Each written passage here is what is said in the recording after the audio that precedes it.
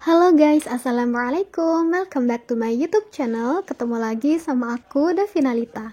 Hari ini aku bakalan ngajakin kalian buat sharing-sharing seputar Quran journaling. Jadi memang ada beberapa pertanyaan yang sering banget ditanyain ke aku, entah itu lewat DM ataupun di kolom komentar. Jadi biar aku gak jawabin satu-satu, aku bakal jawab semuanya di sini. Pertama kali aku bikin Quran journaling itu tahun 2021 dan mulai aktif upload di IG itu sejak tahun 2022.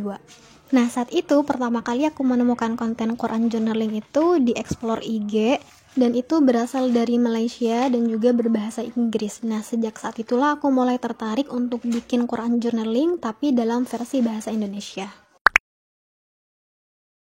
Sebenarnya syarat utama buat bikin Quran journaling itu gak harus bisa lettering, gak harus bisa gambar, gak harus tulisan bagus juga. Karena yang utama adalah memiliki kemauan dan tekad untuk belajar Al-Quran.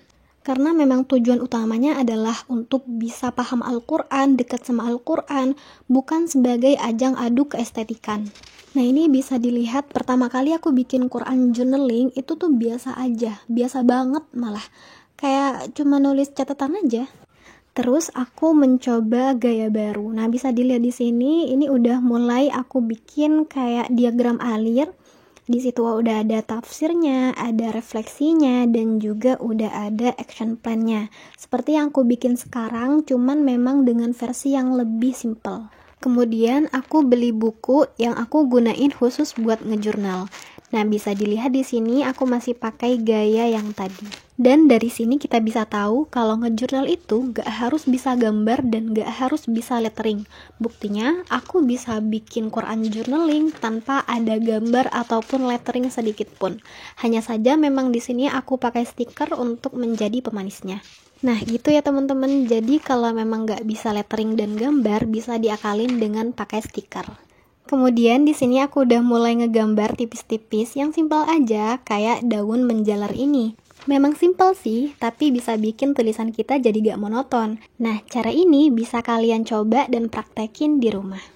Untuk mendapatkan hasil yang seperti ini memang perlu latihan teman-teman, perlu repetisi, perlu pengulangan biar kita juga bisa terbiasa dan expert dalam bidang tersebut. But it's okay teman-teman, semua itu berproses. Kalian bisa memulai dengan menggunakan cara-cara yang aku pakai ketika aku memulai Quran journaling. Gak usah berkecil hati dan minder ketika kita merasa karya kita tuh gak sebagus karya orang lain. Stop ngebanding-bandingin diri kita sama orang lain. Karena kita cukup sama proses kita sendiri tanpa harus mikirin prosesnya orang lain, karena setiap orang itu berproses. Jangan sampai karena kita merasa nggak kompeten, kita merasa nggak bisa, lantas kita menghentikan proses tersebut. Gimana mau sampai kalau kita aja berhenti di tengah jalan? Terus mencoba dan jangan putus asa, oke?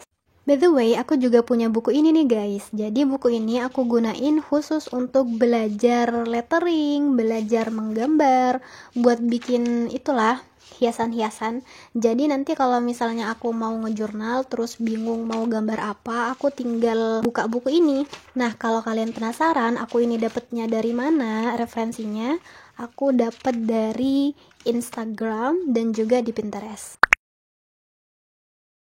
Untuk mulainya, kalian bebas dari ayat apa saja, mulai dari ayat favorit kalian juga boleh, karena memang gak ada aturan khusus dalam Quran journaling. Aku sendiri memulainya dengan surah Al-Fatihah, karena kan Al-Fatihah bagian dari sholat ya. Jadi biar nanti sholatnya bisa makin khusyuk, dan kemudian kita juga bisa mendalami bacaan-bacaannya, terutama Al-Fatihah. Di sini aku pakai beberapa referensi, ada aplikasi, web, dan juga di buku. Untuk aplikasinya aku pakai aplikasi Quran Tadabbur punya Ustadz Firanda, bisa diinstal di Play Store ataupun di iOS. Yang udah nontonin konten aku pastinya udah pada tahu nih kalau di aplikasi ini udah ada beberapa referensi tafsir. Di antaranya ada tafsir As-Sa'di, Al-Muyassar, At-Taisir, dan juga Ibnu Katsir.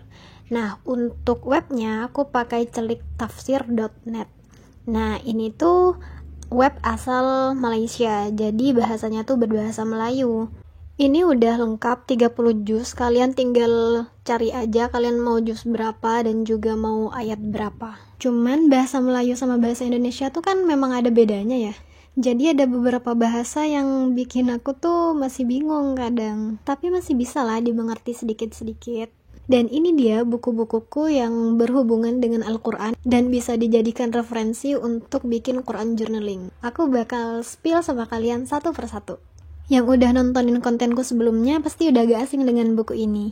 Yah, ini buku Risalah Hikmah Surah Al-Kahfi yang ku dapat dari lomba Quran journaling. Buku ini tuh berisi khusus surah Al-Kahfi dan dibagi menjadi beberapa part berdasarkan kisah-kisah yang ada di dalamnya. Terus aku juga punya buku Tadabbur dan Amalan Juz Amma.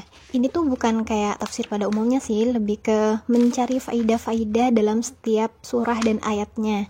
Nah, di sini kan ada tadabbur ilmu dan juga tadabbur amal yang bisa ditulis di bagian refleksi dan juga action plan. Selanjutnya aku punya buku tafsir ayat-ayat ya ayyuhalladzina amanu. Nah, jadi dalam buku ini tuh cuman terdapat ayat-ayat yang awalannya ya ayyuhalladzina amanu. Nah, dalam ayat-ayat tersebut biasanya diikuti dengan perintah atau larangan Allah. Nah, dari situ kita bisa tahu nih kandungan-kandungan dan hukum-hukum yang ada di ayat tersebut. Terus aku juga punya Al-Bayan Tafsir Tematik Al-Quran. Nah, jadi di buku ini tuh tafsirnya per tema. Misalnya temanya riba. Nah, dalam satu tema itu berisi semuanya tentang riba. Nah, plusnya buku ini ada pembahasan per kata. Jadi kita bisa belajar dari kata per katanya.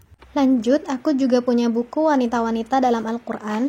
Dalam buku ini dijelaskan bagaimana wanita-wanita yang dimention dalam Al-Quran dan juga ibroh-ibroh yang bisa kita dapat dari kisah-kisah mereka. Kemudian ada tafsir ayat-ayat perumpamaan seperti buku tafsir ayat-ayat ya ayyuhalladzina amanu. Dalam buku ini juga hanya terdapat ayat-ayat yang berisi tentang perumpamaan-perumpamaan yang Allah mention dalam Al-Quran. Dalam belajar ayat-ayat perumpamaan ini kita perlu ekstra hati-hati karena ini memang sangat rawan ya. Jadi memang perlu banget kita berguru sama orang-orang yang benar-benar paham. Tapi bukan berarti kita nggak boleh baca buku ini ya, boleh, asalkan kalau misal kita menemukan kebingungan dalam pembahasan tertentu, kita nggak boleh menyimpulkan itu sendiri, tapi harus langsung bertanya kepada orang yang ahli dalam tafsir. Nah, itu juga berlaku pada buku-buku yang sebelumnya sudah aku bahas. Next, ada buku Asbabun Nuzul. Nah, buku ini tuh menceritakan tentang latar belakang turunnya suatu ayat.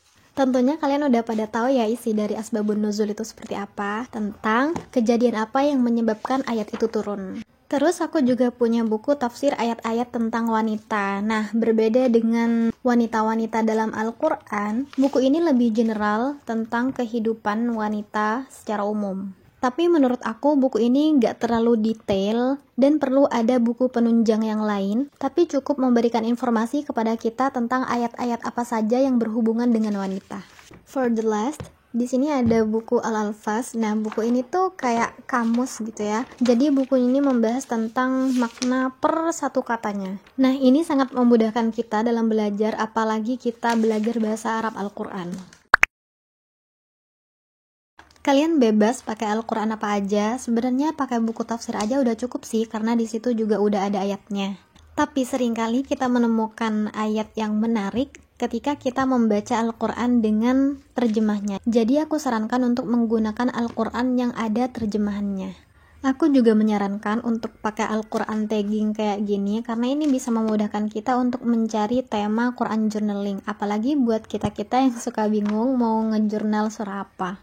Itu aja sharing-sharing dari aku, semoga bisa bermanfaat dan bisa diambil ilmunya. Wassalamualaikum warahmatullahi wabarakatuh. See you on my next video. Bye-bye.